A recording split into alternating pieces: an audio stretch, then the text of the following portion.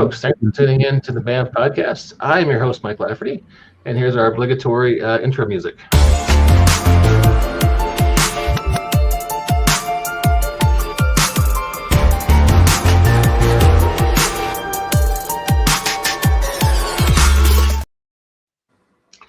And that lovely musical intro assures you this is a high-quality podcast. Here today with just a whole shitload of talent in the room. Starting to this side, Mr. Owen Casey Stevens of Paizo and Wizards of the Coast fame. Always a pleasure to have you, sir. Thank you very much. Thanks, Mike. Directly beneath me, we have Bear. Hi. The Angry Canadian. Good to see you, sir. Angry Canadian. Listen, my spirit animal may be a Canadian goose at the end of the day. I didn't realize it, but clearly Cobra Chicken is on my spirit board. Sweet. Yeah. And last but not least, we have Jacob Blackmon, the most handsome man in Norman, Oklahoma. Jacob, how are you doing this evening? I am well. All right. So we are here tonight to talk about one of these weird niches in RPGs. Obviously, fantasy role-playing, medieval fantasy is the 500-pound gorilla in the room. But modern fantasy is one of those things I personally have an affection for. It's sort of a redheaded stepchild that doesn't always get the love maybe it deserves. Handicrafting gamer. I can think of a few great movies. To Cast a Deadly Spell with Fred Ward. Amazing Film. Yeah, HBO movie that got a minor theatrical release. Got 30 years ago. The first HBO original film too. Yeah, it was. It was what they launched their whole idea of HBO originals on, and then they did a sequel and screwed it all up. I was going to say it's a shame they didn't make a sequel. It's like those Highlander movies. You just made the one. You figured that, why don't you do some more? All right. Let's stay on topic. Time is limited. Highlander is talking modern fantasy. Highlander is on topic. Highlander is not urban fantasy. Come on. Really? Of course it is. Oh, man. Okay. That's how thin we're doing it? Beautiful. Then Buffy the Vampire Slayer and Supernatural are the greatest urban fantasy series of all time. Well, Supernatural is 100%. 100%. So is Buffy, 100%. Yes.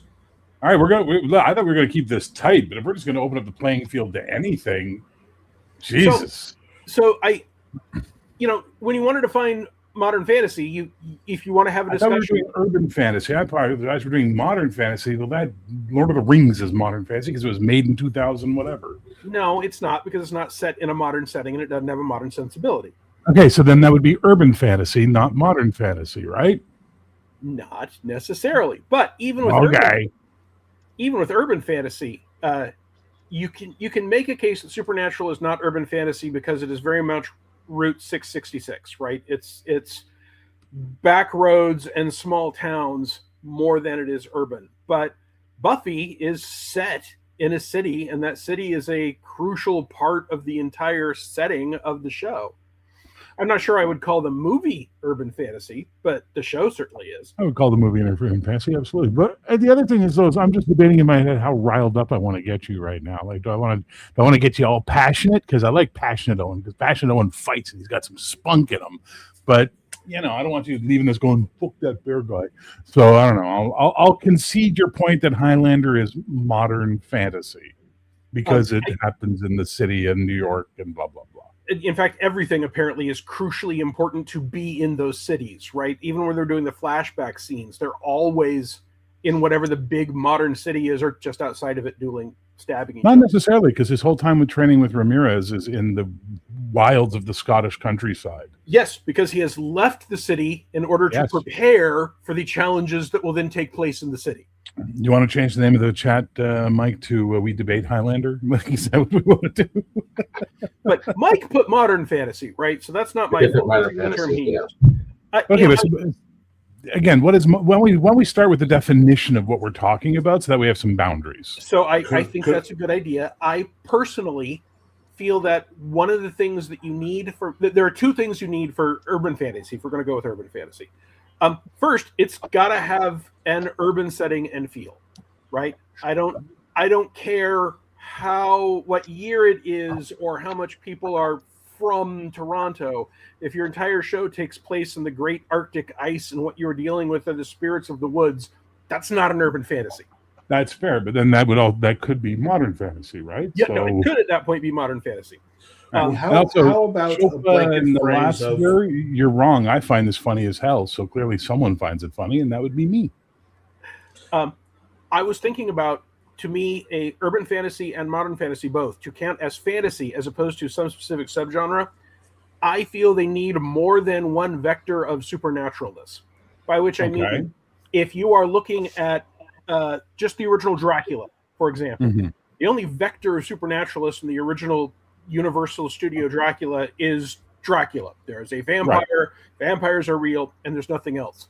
The reason that strikes me so much is that the Universal films, which are set in contemporaneous times for when they were cast, right? Their Dracula is set in the 1930s. Their Mummy is set in 1920 and was released in 1930. Creature from the Black Lagoon.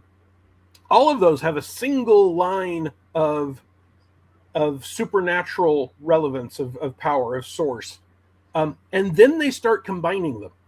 So the original classic films, I think, aren't urban fantasy. But when you start to get to some of the Castle Frankenstein and Dracula Meets the Wolfman, some of those are sillier, but they are set combining in a modern setting. They're proposing a world where there are multiple different kinds of supernatural things.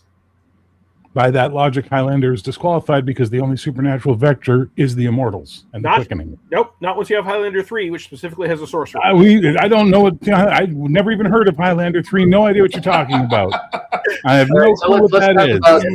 And you'll note, I told you that Highlander 3 was arguably an edge case. Highlander 3 is arguably a film. I mean, come on. Let's reframe things to RPGs. I think movies could probably keep this going for a long time. Dude, I'm only in the Victor, now there's a guy who should be on here, by the way, because Victor knows urban fantasy and modern fantasy really, really well. You want me to throw him the link to get him in here? Didn't Victor do that one game recently? He's got Blacklight, which just came out, and he's working on his own game, which is called Streets of Magic, which is basically a inspired by Streets of Fire meets Cast a Deadly Spell. Okay, didn't he just recently do a D20 hack of Modern Necessities or something? He did Modern Necessities, and then he did Blacklight for Shadow Dark, which is a cyberpunk magic. I have had Victor on this show before. Victor is welcome to join. That's all good. Shall I send him the link, or do you want? Go for it, man. You should have the link in your Facebook chat. I have it. I'm going. While we're talking about games, you and Owen have both done. Oh, he's got a different human. Victor's a busy man.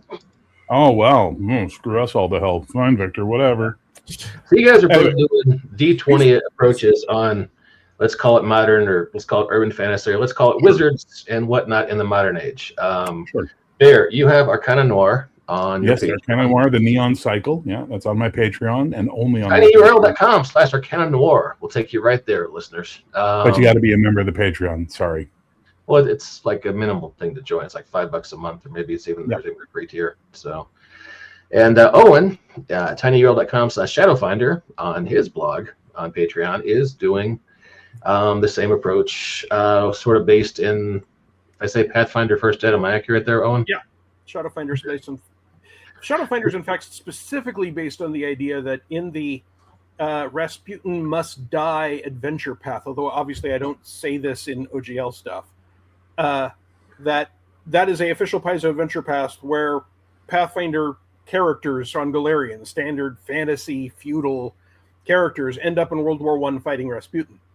And Shadowfinder works on the assumption that they brought through enough magic for things to get crazy after that. So it picks that as a point and specifically says World War I, Rasputin, that maybe there was stuff in the feudal era or before in our world, but then there was a big long gap of nothing magic, psychic, or weird working, and then it just started up again. And that those are considered shadow oblasts because it was in Russia. And so the shadow blasts are these pocket realms of magic, and they cause problems. And so it's not just called Shadowfinder because I want to stick Finder in the end so that people will know that, like Pony Finder and Pulp Finder and Hope Finder and Star Finder and Carrot Finder. I have no idea how many finders there are. Escort Finder. Oops, sorry, that's a whole other thing. My apologies. There is actually specifically a reason to be hunting down these shadow pockets from which things arise and cause problems. Yeah, cool. Do you want me to talk about Arcana Noir? Or I course, feel like yeah. it's flacker I'm gonna because say we Magic can do History doesn't have anything like this. Yeah, but Jacob, both of us are going to roll up with money at some point and go draw art for this, please. Okay. So, I'll take it. you'll I've be got to involved. draw art for Shadowfinder, for fuck's sake. Well, yeah, we should do an introduction of Arcana Noir. I was going to say, you guys kind of wrestle with some of the same design challenges with doing, modern fantasy with D20, but let's talk about Arcana Noir.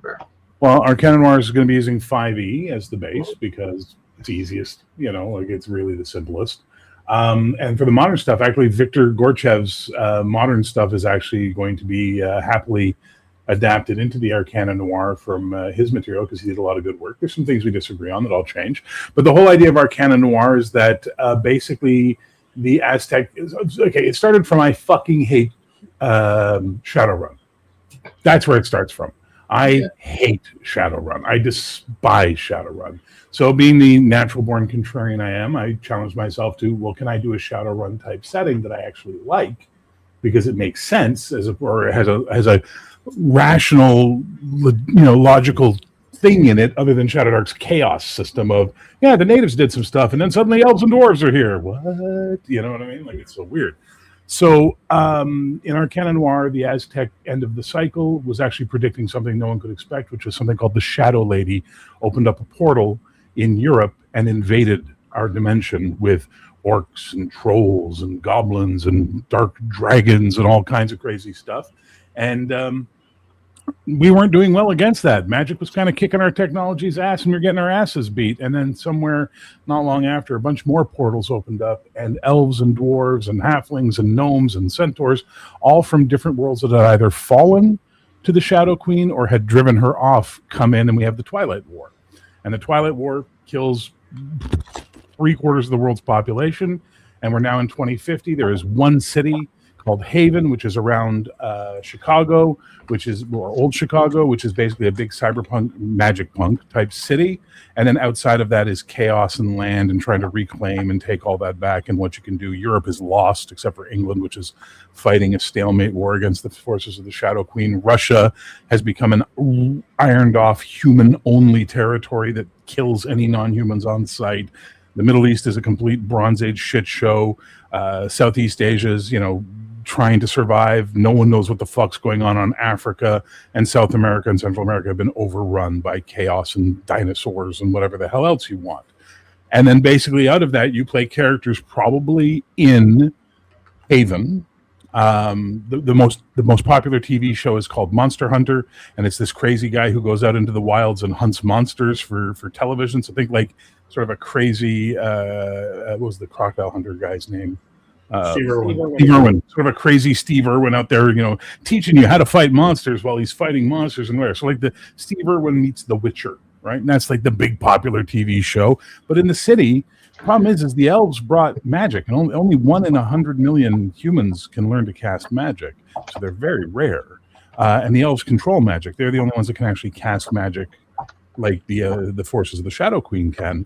And they've managed to position themselves as the overlords of society as a result because, we saved you and now we'll just continue saving you. Dwarves are involved in construction firms that are rebuilding the world as best they can. Halflings are part of agricomp teams that are going out trying to reclaim areas and drive out the dark corruption and turn it back into viable land for people to live on. Centaurs tend to work as outriders, hunting monsters, threatening civilization. Sorry, Owen, what was that? I said I was hoping for halfling teamsters. No, the dwarves are the teamsters. That's but the gnomes are into magic tech. And they've made a great deal with the humans, which is, you guys can't cast spells? Well, we can provide you magic tech that will make you on par with a spellcaster. So you get your sort of cybernetics, but they're magic cybernetics at that point. I mean, that's basically the gist of the setting. And, you'll either have urban adventures or strap on your shit and head out into the world and try and do some other type of stuff. But that's the basis. And, we only got one post up so far. I'm going to be developing it as I go. So you guys had some similar challenges. I mean, for example, you kind of limit magic in modern fantasy or urban fantasy, because if you don't, you need the modern or it's just fantasy. So things are limited, to some degree. Seems like you're doing that with the lattice and with having human magic users being very rare. Oh, yes. It seems like you're doing something similar with kind of having things be, sort of undercover, if you will. So that the core idea of Shadowfinder is that you don't want people to know if you can do magic, because the government will trank you and drag you on a table and cut you apart and try and find the magic inside you. So it is not that you are in any way limited compared to a standard Pathfinder character by the game rules. But if you end up lobbing a fireball down the middle of the street, you are very likely to either get arrested as a terrorist who threw a grenade, or hauled off. So the game assumes that there is a desire to keep this stuff more quiet, which is also one of the reasons why I've got the whole Shadow Oblast thing, because if you move into one of these Shadow Oblasts, let loose, you are no longer, and that'll be stuff like Silent Hill would be a good example of something that might seem like a Shadow Oblast, right? Here's a little shadow realm, and it has no form, so it duplicates this abandoned town. And then when you are in that town, if you don't know what the hell you're doing, you can end up walking in and out of the shadowy version of it. If you do know what you're doing, then you will at least notice when you go from the normal plane to a shadow duplicative plane. So it's kind of like accidentally stumbling into the Upside Down. Very much so. Very cool. Very, very cool. Interesting. So classes. Bear, you don't have paladins in Arcana War. Paladins vanished at the Twilight War. There are no paladins, and that was the greatest form of human magic. There are also no clerics. There are oracles who get sort of cleric-y type spells, but they're getting that power from the lattice. And the lattice, which you mentioned, is one of the things the Shadow Queen did to make sure that magic would not be used against her, was she disrupted the ley lines of the earth, thereby making magic chaotic and uncontrollable except by her and her forces. But the elves came in, and when they arrived, they built the lattice, which is basically an intricate hex dome around the earth that keeps the magic in and starts straightening it out, and it can repair the ley lines as they go. But yeah, no paladins. They've been gone for 30 years almost, and hey, wouldn't that be a cool story to play where someone finds out they're a paladin and now everybody's after them because what? That kind of stuff. Oh, did you have to do a similar kind of triage, either narratively or from a design point of view with Shadowfinders? Interestingly, I did something sort of like the lattice. Great minds and all that shit. Great minds and fools. Since it's designed for Starfinder, I took the term the gap. And for whatever reason, as the magic was unraveling the security of planar reality around the Earth, some exterior force has cut the Earth and a little slice of most of the planes off from all the rest of the planar reality. So you can go to the plane of fire, but you only get a little tiny edge of the plane of fire that mostly just looks like someone set fire to a town. You can't go from there into the deep. And while I don't limit clerics at all, I make it very clear that all divine spellcasting is being driven by faith, not gods. And no one can contact any gods because they're all on the other side. And there sure are outsiders who say they can tell you exactly what gods are real and what they want you to do and what the rules of reality are. But even amongst the ones that appear to be good, they disagree. So if you want to be a snake-handling Appalachian mountain man Christian, that's fine. You can just play a flippin' cleric because your faith allows you to access that divine power, whether there's actually a god on the other side of that or not. That's fair. So that opens up pretty much everything. Yeah, for me, the reason why I didn't put clerics in is because I didn't want Catholics and Orthodox and, Muslims and Jews and everybody arguing at me. So I was just like, you know what? There's no clerics. Simple as that. I had the same desire. I didn't want people to come at me and tell me I was misrepresenting their faith. But what I'm going to be doing is saying a person of any faith, of any strong faith. I don't have to define Christianity or Islam. You know what Christianity and Islam are. I may well describe some unusual individuals of faith who are either in a weird cult or have decided to go ahead and, if magic's real, then I'm going to go ahead and worship Thor because, I think he's cool and I have this little hammer amulet. That's a neat idea, actually. I might actually, if you don't mind, borrow some of that idea. Go for it. Basically, humans are able to translate the lattice into themselves as divine energy because of their beliefs. And that could work. I like that. Wait, Victor has joined us. Victor, Bump. the scrying Dutchman who did Modern Necessities, which is right in this wheelhouse. That was for OSE, right? Yeah, and I've also done Blacklight for Shadow Dog, which is kind of like urban fantasy, and then I did a 5e game. Like that was my first book, but yeah. Oh, cool. And I'm launching my new book tomorrow. So yeah. Yeah. Kickstarter or what? Sorry. Are you on Kickstarter or BackerKit or? Yeah, it's Kickstarter. It's launching in like 13 hours or so. So yeah. Do you have a link for us, sir? Yeah, sure. Let me grab that real quick. Okay. Yeah, it's a shame there's never been a good Dresden Files game because that would really be right in this niche. Okay. Let me pull this one there up. was a Dresden Files game. Well, I said a good one. Sorry. Don't care for Evil Hat, but Yeah, not many people do, sadly. Oh wow, I like your vibe here, man. Streets of Magic, a pulp fantasy RPG. So what's going on here? So yeah, it's my first standalone OSR game. I wanted to stop just being the supplement guy, and I wanted to write my own game. So this is it, and it's basically just for useful shorthand. It's Bright combined with like 1980s Gotham City from like the 80s movie, with Streets of Fire, with Sin City. It's kind of got that like timeless, like anachronistic vibe. You're not quite sure, is it the 1950s, is it the 80s, is it the 90s? I don't know. Like, you've got gangsters with fedoras and Tommy guns, you've got cell phones, you've got computers, and then meanwhile there's orcs and elves and all that stuff running around. So yeah, it's launching tomorrow, and hopefully it'll do well. Wow, we know it's a better reality than ours because it has airships. Yeah. So it's got Zeppelins, it's got all that cool stuff. It's like, a little bit diesel punky. This is a cool concept. I'm glad to see you're still doing stuff. I really enjoyed Modern Necessities. I'm glad to see you're thank you. So yeah. So this is your own OSR hack, or? Yeah. So it's based on white books, but with my own tweaks and additions and flavor. All right, cool. Well, hey, some of those arguments we were having about, how do you handle magic? How do you handle classes in a modern fantasy setting? How did you address those in Streets of Magic? So classes are, I'm kind of, even though it's OSR, I am doing subclasses because I enjoy subclasses. So there's going to be, the shooter, there's going to be the sneak, which is the thief character. There's going to be a bunch of those core classes, and then each one gets 4 kind of subclasses to flavor them a bit more. So as the shooter, you can be like I call them the sweeper, and they're like shotgun specialists. You've got like the gunslinger, the pistol specialist. You've got like the sniper, and then you've got like the soldier, which is like, full auto weapons and stuff like that.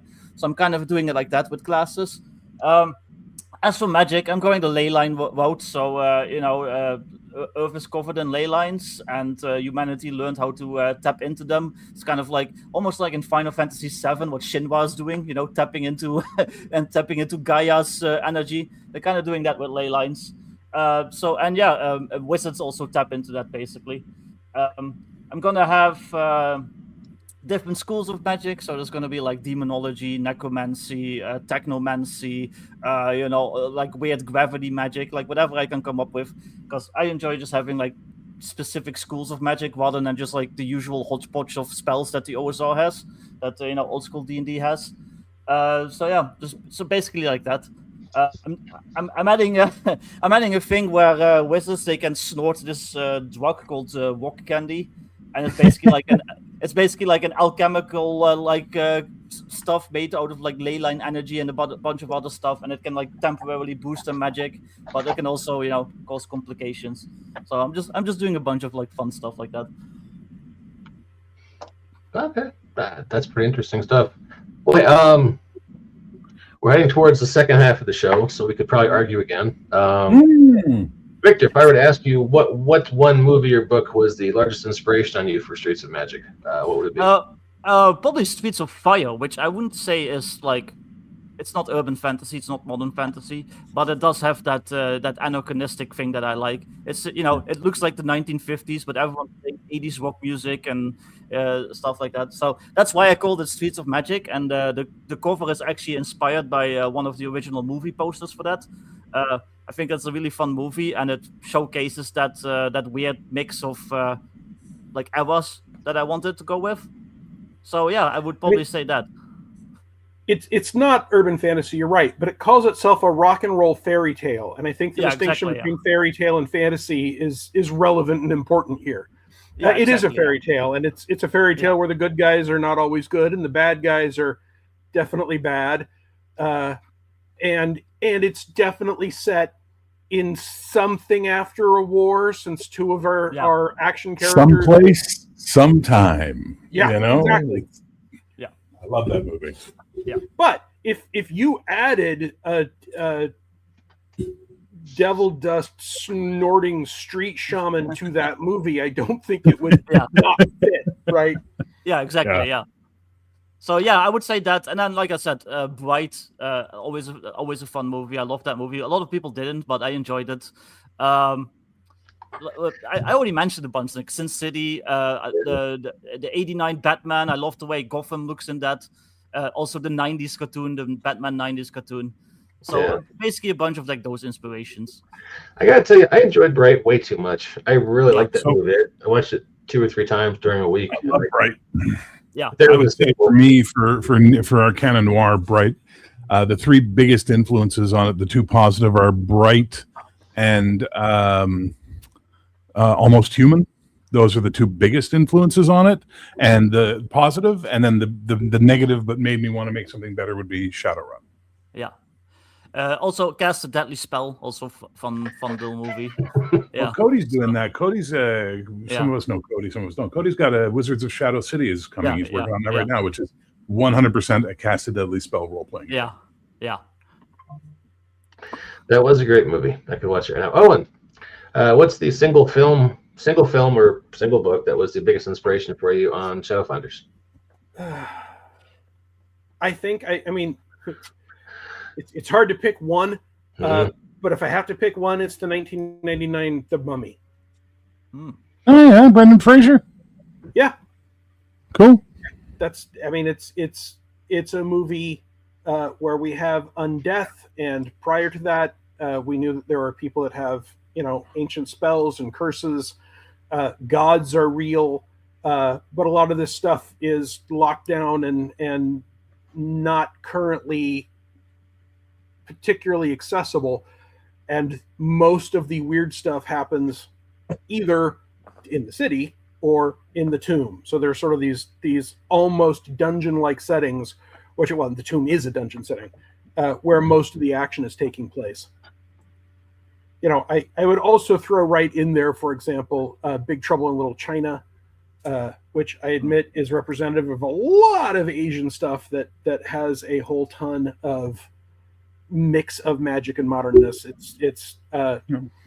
There's I think Demon City, the anime, which is all about a group of human psychics trying to make a deal with devils that have ambassadors, et cetera. Wicked City, you mean? Wicked City. Wicked City. Yeah, yeah. Wicked City is one of those really conflicting things to recommend to people. It's like, listen, it's hardcore sex, but the story's amazing. The story is so good, though. Look, It's such a hard sell. I can say it as an influence that made me want to do this without telling anyone that they should go see it. That's fair. I am a fan of it, but absolutely 100% content warning all. Mm-hmm. NSFW, hard. Yeah, absolutely. And, I saw that movie when it came out, so I was probably 16. But also an inspiration that is a movie that I love that a lot of people don't, that does a lot of what I want to do, is House 2, The Second Story.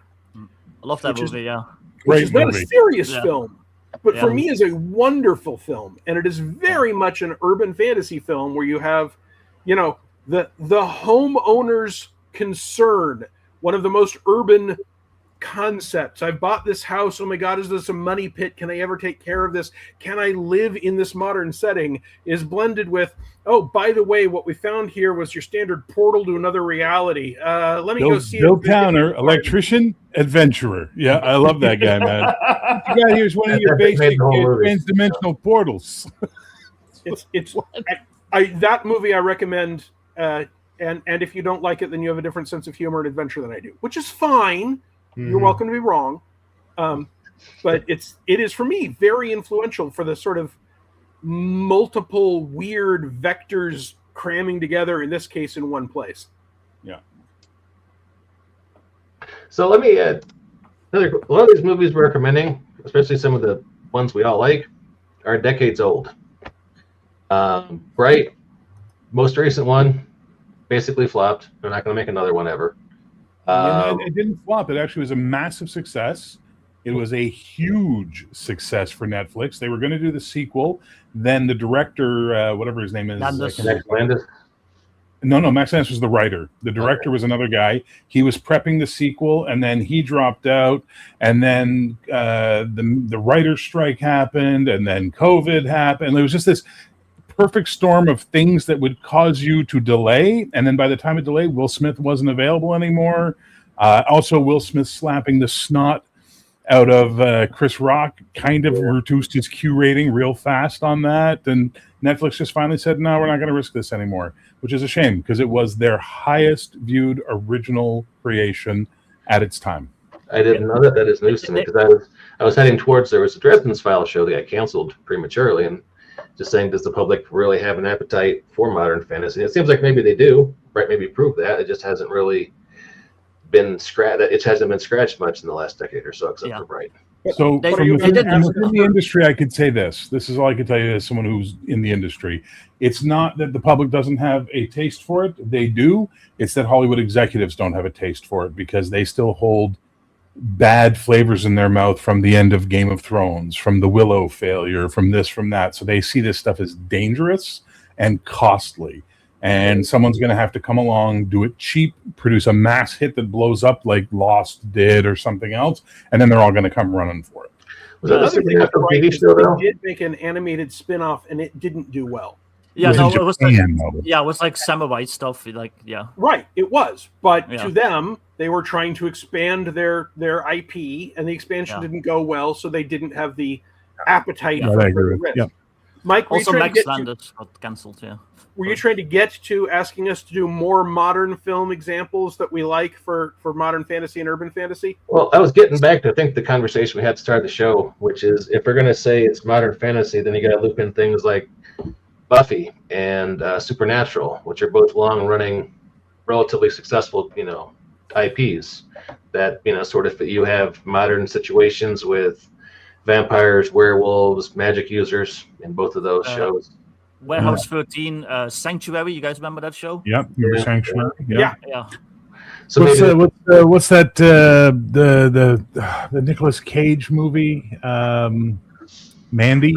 It's dark, but there's a whole bunch of urban fantasy in Mandy. The last Witch Hunter or whatever that was, which is garbage, but that qualified. Yeah. Maybe that's a niche that exists more like in low budget, independent movies and lower budget TV shows. I'm going to be that guy. Jacob was trying to say something. He hasn't talked for 40 minutes. Sure. Should be next to Jacob. That other Nicolas Cage movie, The Magician's Apprentice. Yeah. Technically, Fantastic Beasts movies are urban fantasy. Yeah, we could get into the whole Harry Potter thing. Yeah, Harry Potter counts. Yeah. I want to acknowledge the guy in the comments talking about the George R.R. Martin series, which isn't modern fantasy, but Night of the Seven Kingdoms was great. I've been watching it in the gym this week. Owen, did you want to share your Harry Potter RPG story from your Wizards of the Coast days, or save that for another time? We'll save that for another time. Now it's been so long, we're going to save it. Let's just say it involves a wallaby. Seriously. For more modern movies, I do absolutely want to take a moment to point out Onward from 2020.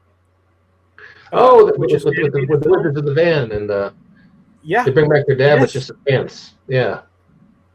And the Manticore is a manager. Onward. It's I want to say it's not Pixar, but it's the other studio maybe. Fine, but the point is, it is an urban fantasy movie, and I am a fan. The other one I would want to point out is The Old Guard. Yeah, absolutely. I'm going to say it. K-pop Demon Hunters. Oh shit! Absolutely, no, 100%. 100%. I'm constantly recommending people watch that. No, I don't like K-pop. It's not about K-pop. I don't like K-pop. Watch the movie. It doesn't matter if you don't like the music Even though the music is the heart and soul of it all, and I will stand by that soundtrack till the day I die. Okay. The movie is amazing. The movie. One of the amazing things about the music is it is really rare for a movie to say, here is a song that will change the world, and for that song actually to be popular enough that you're like, oh, I believe that got enough spiritual buy-in. Sure. And K-pop does it. But even ignoring the music, Bear's 100% right that it's not just a modern fantasy and urban fantasy. It's a really solid one. Yeah, very solid. And it also does something that we needed right now, which is it allowed female characters to be strong without making male characters weak. Yep. It was really nice to see that. It was like, wow, this is like almost a throwback mentality. I kind of like that. And that it was so massive and huge was a great thing. But we need more of that, man. We need more urban fantasy. We need more good storytelling, and we need a lot less fucking politics. And that's where the urban fantasy can become dangerous, because it can drift into political climate stuff, and that's when people start getting kind of squirrely about shit, right? That's another reason why I made my setting purposely timeless, so I don't have to really reference contemporary politics. Like, it's like, yeah, no, it could be the 50s, it could be the 70s, so you fill it in if you want to have politics in there, but yeah. Well, and again, going back to Streets of Fire, one of the things that Streets of Fire did that is very, very interesting is very specifically prove, hey, this is not a town where racism is a major issue, because not at all. One, I think the deputy is a black guy, right? And everyone he feels more like an important. He not feels like a deputy. He feels like almost the sheriff. You know what I mean? Like he's such a powerful policeman. It's like, yeah. 100%. But again, it is specifically a fairy tale, and fairy tales get to not get drugged down by nasty reality. That's part of the whole point of a fairy tale. There is some racism when they run into the police barricade when they're trying to get out of the area. You're right. And that main cop is kind of racist, and he uses some slurs. But again, he's clearly evil. You know what I mean? So it's okay. We know it's not. It doesn't become a huge matter. It's just a quick thing that you go, all right, now I know he's completely evil, and I don't give a fuck if he dies or anything bad happens to him now because he's evil. You know? What a concept. But they, at the same time, managed to show that it is not universally systemic, right? No. The battery is clearly not the best part of town, and the guys that run the battery are corrupt.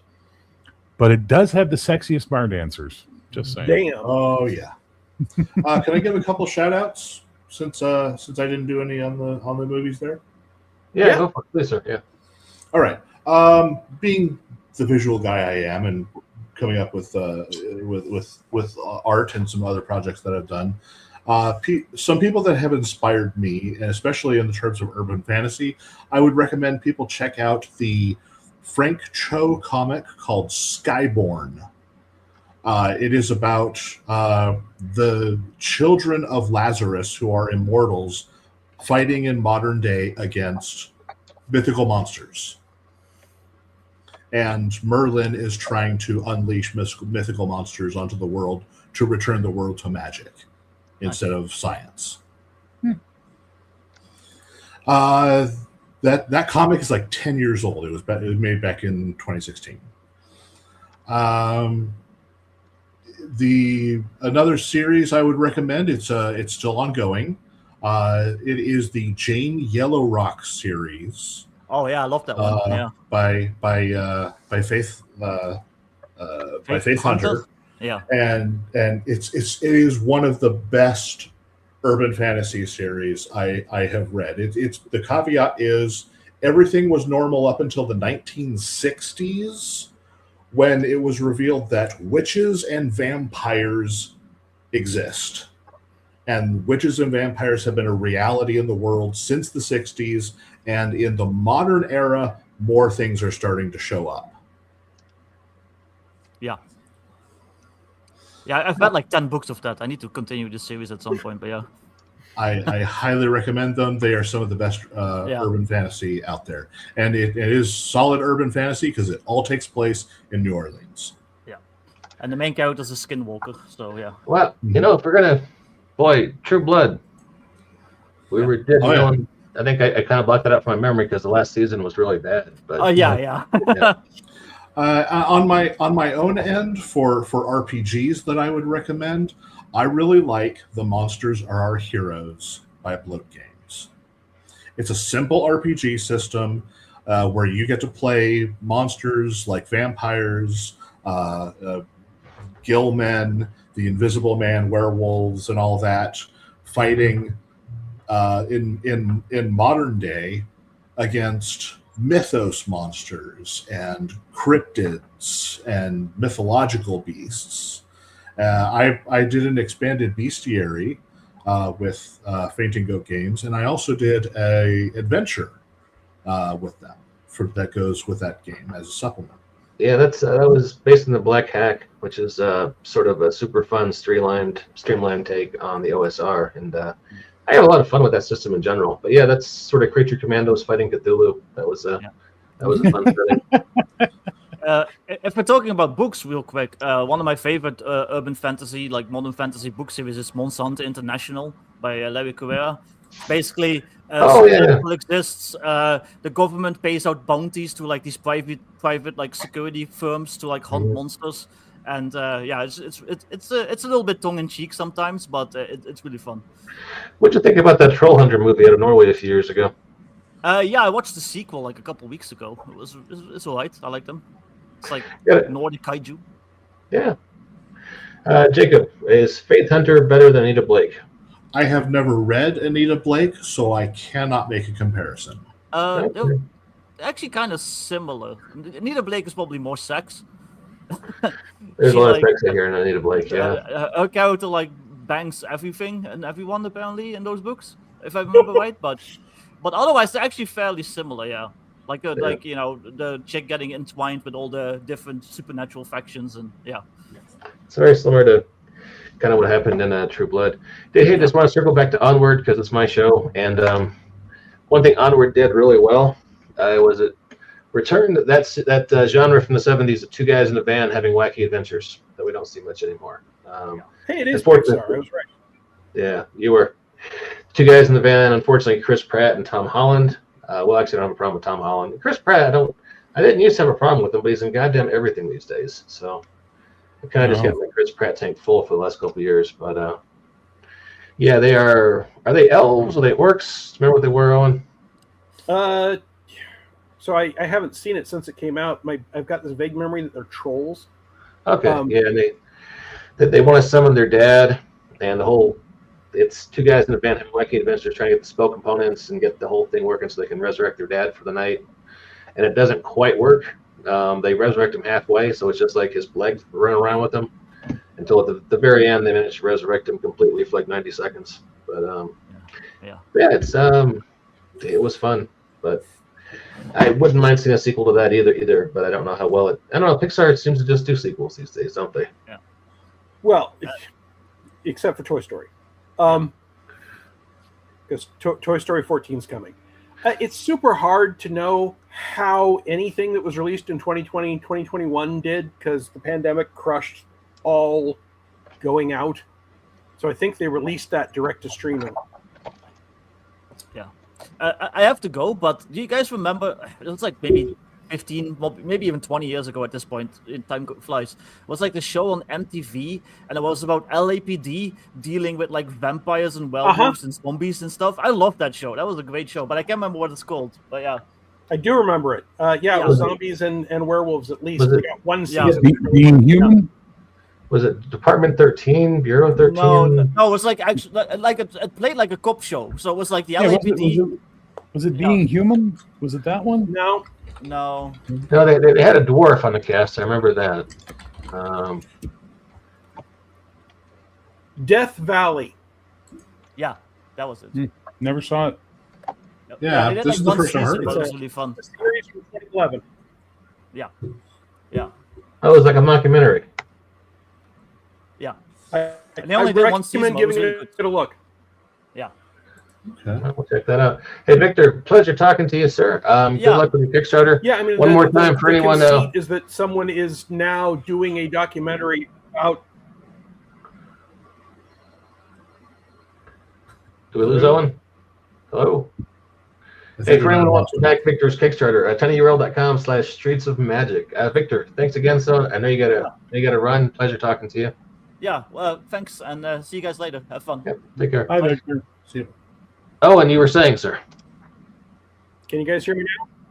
Yes, We sir. can hear you. Yep. That the conceit of Death Valley is that the show is the footage being done by someone who is now doing a documentary of the newly formed branch of LAPD that handles supernatural threats like zombies.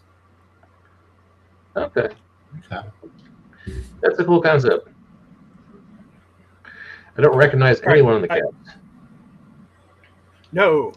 So I want to throw a potential urban fantasy at you all, and I want to watch how quickly people tell me I'm wrong. From 2001, Godzilla, Mothra, and King Ghidorah giant monster all-out attack. The reason I say it's urban fantasy is that in that movie, which is a direct sequel to the original Gojira, Godzilla is possessed by the angry spirits of all of the Japanese soldiers who died in World War II. He is literally possessed by ghosts, and that's why he returns, and the other kaiju are guardian spirits summoned by a shaman to defend Japan. So they're kaiju, and the original Godzilla was just a kaiju, but now he is possessed by ghosts. And kaiju are summoned to defeat him. If we're gonna say the Highlander is in this genre, I don't see how we can deny this being in that genre. Bear's making a face. I think he has an opinion. I'm sure. Sure. Bear has concluded that if I'm going to suggest it, there's no point expending energy arguing with me. Well, it's not that. It's just I'm not here to tell people I think they're wrong. I'm just here to say, all right, that's what you believe. That's what you believe. What did you just say? I'm not here to fight with you. Apparently, it annoys the BAMF audience if I argue with you. So I'm just going to be like, you do you, Bruce. You know, take her easy. Sorry, go ahead. Jesus, Mike, you okay? Holy shit! Mike is very clearly not okay. He has turned the color of a tomato. Sorry. Lobster Boy returns. That was just really funny. Well, what do you want me to say? Listen, I'm not here to argue with people. And what I thought was funny apparently wasn't funny, so I'm just going to let that one slide and go, if you believe it's, fill your boots. Okay, so in general, honestly, we may have to insert the Godzilla oeuvre into urban fantasy because it does have multiple vectors of weirdness. Yeah, absolutely. Classic there Godzilla. Are aliens. Yep. Aliens are a sci-fi influence. I would argue, however, that shamans and little tiny fairies that can summon monsters by singing, and even though it tends to be a sci-fi trope, psychic powers are actually fantasy. And with Monarch, the introduction of extra-dimensional spaces. Yep, it's true. Now, those can all just be sci-fi tropes and not urban fantasy tropes. Yes, but ghosts possessing a skeleton is not a sci-fi trope. All right, well, then, therefore, by this logic, and I'm going to just take it to its illogical end once I can see my face again on screen. Thank you so much. And hi, Chris. By this logic, Plan 9 from Outer Space is urban horror or modern fantasy because there are aliens, the dead are risen from the dead by the aliens. I mean, it's got all those supernatural and sci-fi mashups that the Godzilla has, so they qualify. None of the dead are animated by magic. They are only You don't know. It's alien technology. It could be magic. The Asimov principle could apply. I don't know. Or not Asimov. What's the one? Any sufficient technology will appear like magic? Who said that? Clark. Arthur C. Clarke. Sorry, Arthur C. Clarke. There we go. Those two are easy to confuse, please. Anyway, Chris Strife in the comments mentioned Beasts of Burden, and this actually looks like a pretty cool comic. Evan Dworkin, so some people have a problem with him, but it's a group of ordinary pets who secretly fight supernatural threats in their neighborhood, like ghosts, demons, and monsters. That's That's kind of a cool concept. I wish I thought of that. So, If GM if you've ever read the original Men in Black comic as opposed to the movie, it has all sorts of magical and supernatural things going on. In fact, one of the things they deal with at one point is some kids mistake a actual spell book for a D&D manual and successfully summon a demon, and the Men in Black have to deal with it. Maybe we should put up a fence around certain genres and say this is too much this thing to belong, because I didn't even think about it, but if we're just saying these will check a box, Ghostbusters. That's exactly what I was about Ghostbusters to say. Ghostbusters is absolutely urban fantasy, no doubt. Well, it is, but I would argue it belongs a lot more in that whole 70s, 80s, slobs versus snobs comedy genre. Just given the cast. You can be a comedy and be an urban fantasy. You're just an urban fantasy comedy at that point. I mean, if you think comedies don't count, then you have to go back and delete your section where you put out Onward. Well, that's also a good point. So, yeah. All right, I guess I'm trying to draw lines where maybe I shouldn't draw lines. Barry, I think lines should clearly be drawn, but I'm in the minority on this one, so I'm just going to let it go and be like, yeah, everything. Yeah. Dark Shadows, urban fantasy. Yeah, Young and the Restless. They had that whole demonic possession storyline. Urban fantasy. There we go. Let's just go. Let's just throw anything. Rosemary's Baby, The Exorcist. Rosemary's Baby does not have multiple vectors of weirdness. Sure did. It had the director as a vector of weirdness. Blair Witch. Absolutely, I'm in. Let's do it. Blair Witch is very clearly 100%. It's 100% not urban. Yeah, it's folklore. Modern. I thought we switched to modern fantasy, right?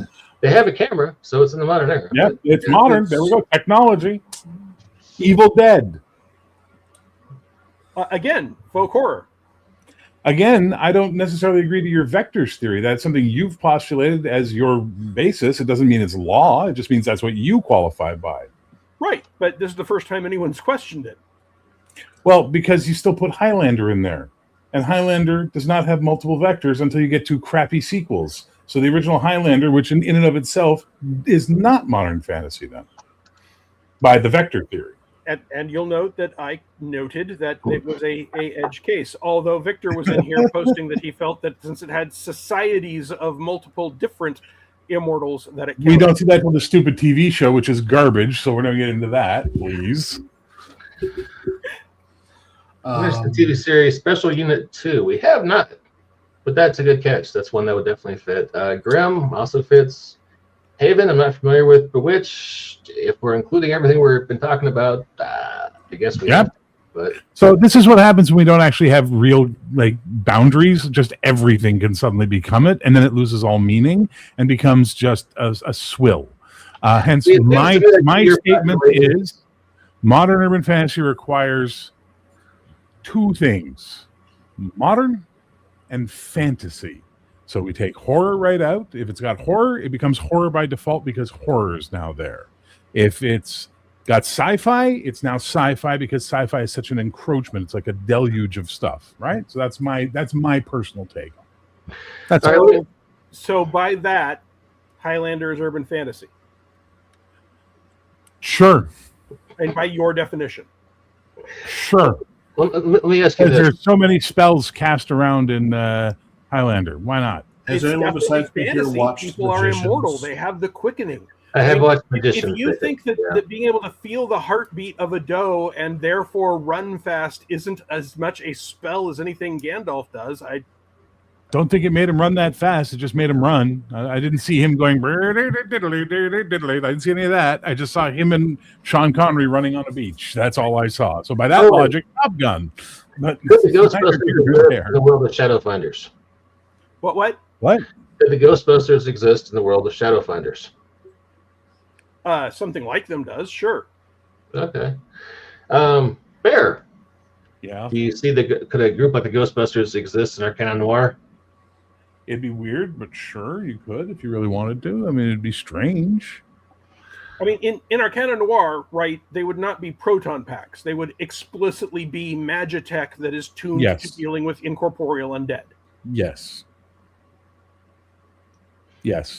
but I also haven't included ghosts in it, so I don't know. Maybe I won't, just to avoid Mike's nonsense. There are no ghosts. Why? Because I don't want Ghostbusters. Shut up. That's why. Because when you die, your soul goes into the lattice. Shut up. That's kind of a dire lore point, though. If you die, you become part of the infrastructure. Well, you mean the elves are actually using the people they profess to save to power their own power? What? No. Yeah, no, I think that's an interesting twist to the setting, right? Did you guys ever read, what was that Warren Ellis graphic novel, late 90s, early 2000s, Interplanetary? They had this, it was almost a stupid, really subtle plot point where someone figured out that heaven and hell were just two huge supernatural computers locked in ancient warfare with each other, almost like mutual denial of service attacks. And once they figured this out, Cold War spy stuff, they opened up this bar in Kazakhstan where you could go when it was time for your time to die, and you could explicitly, do a suicide shot on top of an EMP generator, which would scatter your soul at the very last second of your consciousness so that your soul wouldn't get thrown to either heaven or hell and put into this, horrible dystopian afterlife. And it was almost just like a throwaway line in the comic, but always kind of stuck with me. I mean, I feel like 3/4 of what was in Planetary were throwaway lines.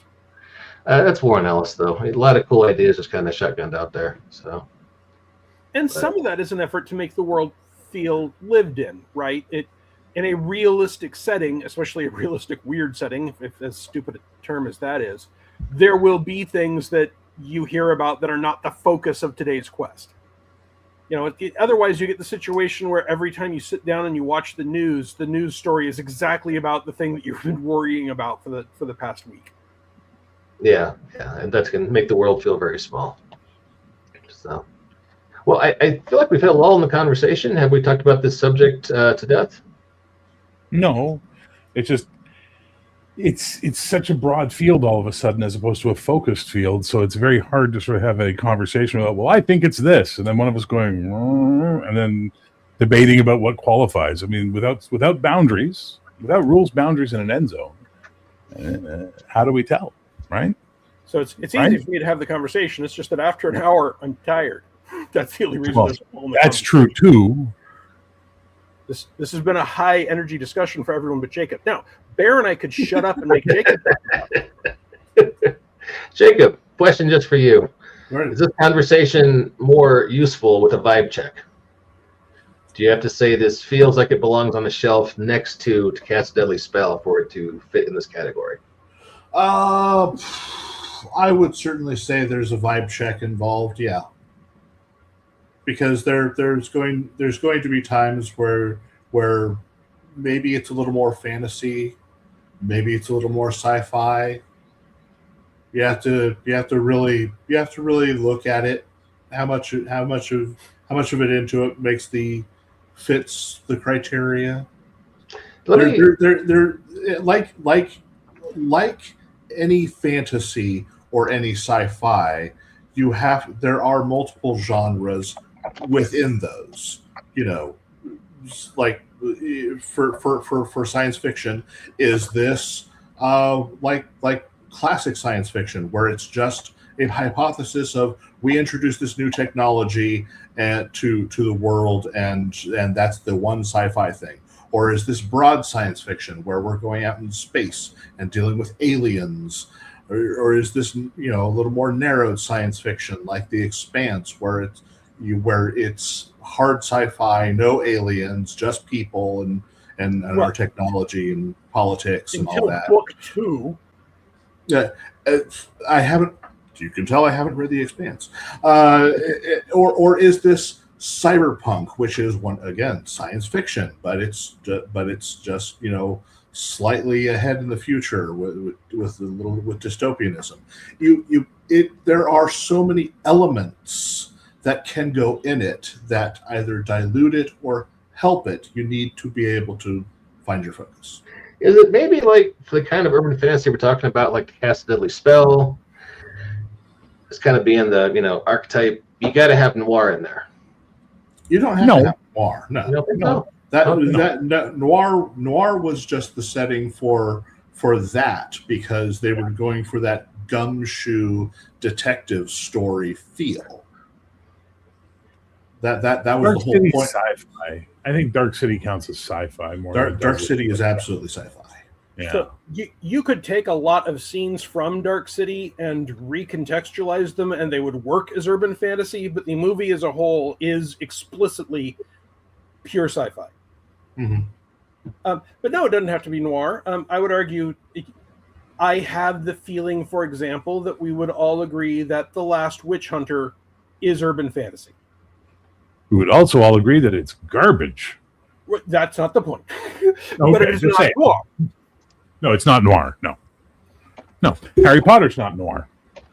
But it is urban fantasy. It's absolutely modern fantasy. Let's take the urban out. All you can see at It this is point. contemporary fantasy. Contemporary fantasy, non-traditional high fantasy. It's modern age fantasy, and that's fine. You know. Are you sure Never we seen can City get of Lost Children. So you've lost the children. flow of the story, Owen, just to wrap things up, or do you really want to say that for another time? Okay, so I get hired at Wizards of the Coast in the year 2000, and at the time, Wizards of the Coast has the license for the Harry Potter card game and the Harry Potter role-playing game. And one of the things I was hired for was to be part of the team that was going to do the licensed role-playing games. That was going to be Star Wars, Star Trek, Dune, Lord of the Rings, Harry Potter. The Lord of the Rings license they had turned out to be just the books, not any of the other material. So they realized that they could be competing with someone that could use stills from and the plot line from the movie, and decided not to do that. The Dune role-playing game, which was Last Unicorn Games, which had been bought by them, turned out not to have dotted all the I's and crossed all the T's. And the Herbert estate did not want to allow it at all, but decided to allow them to print just enough for the pre-orders that they had already taken money for. But that meant no D20 version, no further books. Paramount had given Last Unicorn Games the Star Trek license, and when Wizards of the Coast bought Last Unicorn Games, Paramount could have said, you may not transfer our RPG license. They didn't say that, so Wizards, quite reasonably, assumed we will be allowed to renew it, because it was renewed a year later. But then, my understanding is, someone from Decipher went to Paramount and said, they've got the Star Wars role-playing game. They won't take Star Trek seriously because no one wants to be publishing both Star Trek and Star Wars, so you need to let us take the license and not renew it for them, and that's how that worked. Harry Potter. My first day at Wizards of the Coast, most people were off at an event that I later went to introduce the 3.0 rules to retailers on the West Coast. It was a huge push. Mike Selenker, who I had met like twice before in my life, was working in his office. I did not know it at the time on the Harry Potter D20 game. He bursts open his door from his office, looks around. I'm the only person in the cubicles he sees, and he says, quick, Owen, can an 11-year-old boy hold a wallaby one-handed? And I said, I mean, it's a bit big. He could probably clutch it with his arm, or, I mean, maybe a wallaroo, but he's like, no, you're right. And he runs in and he slams the door. I found out about a decade later that he was trying to write a simple rule for what creatures you could have as a familiar. He was trying to say, hey, if you, as the age of an 11, can hold it in one hand, and it is of the animal kingdom, you can have it as a familiar. And he was trying to decide what creatures from Australia, because he was planning to have Australian schools, that would apply to. I didn't know any of that. Later, when Wizards had a rundown of what the game was going to look like, they took their most important people and they flew them out to England to talk to J.K. Rowling. I got all this secondhand, but I was not at the time officially under an NDA. They thought they had me under an NDA, but they had never gotten me to sign one. And they pitched the card game that they did eventually do, and they pitched the role-playing game. And what I was told, yes, he could have gone to the Kookaburra, totally.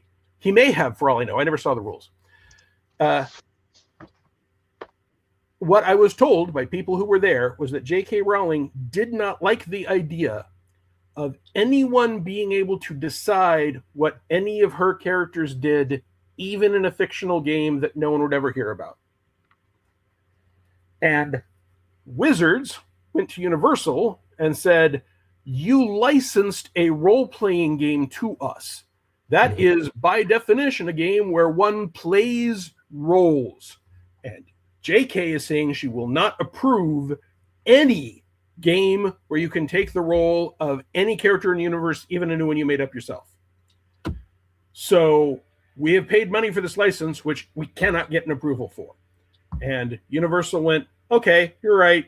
Tell you what, rather than go to court or anything, we will give you a bunch of other licenses, which included Centipede, which one of the people at Wizards, and I don't want to embarrass them, so I won't say who, wrote a Centipede novel.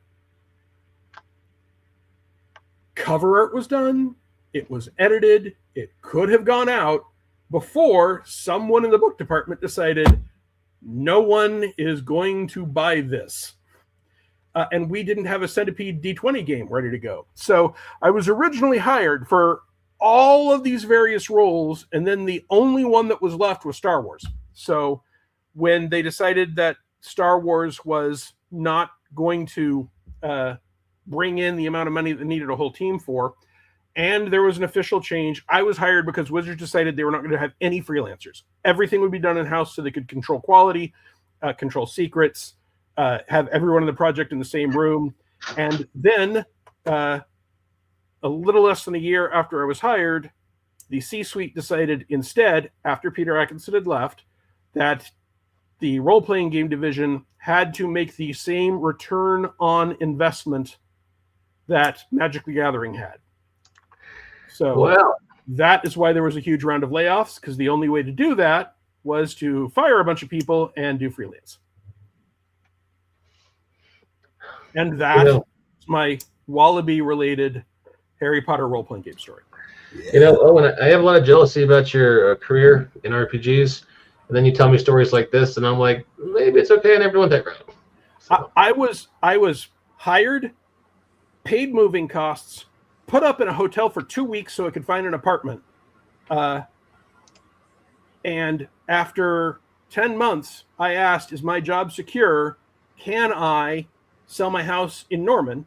And my boss told me, yes, your job is secure. You can do that. And then they changed how the C-suite was doing things. My direct boss quit in protest because he had assured us we were safe. So I was laid off 14 months after I was hired. That sucks, man. I am really sorry. And don't blame. Aw. Thank you, Agile Monk. I don't blame anyone whose name you would recognize, because those decisions were not coming from anyone in RPG R&D, right? That was not Bill Slavisek's fault. That was not Thomas Reed's fault. That was not Stan Brown's fault. That was not Rich Baker's fault. They all loved me.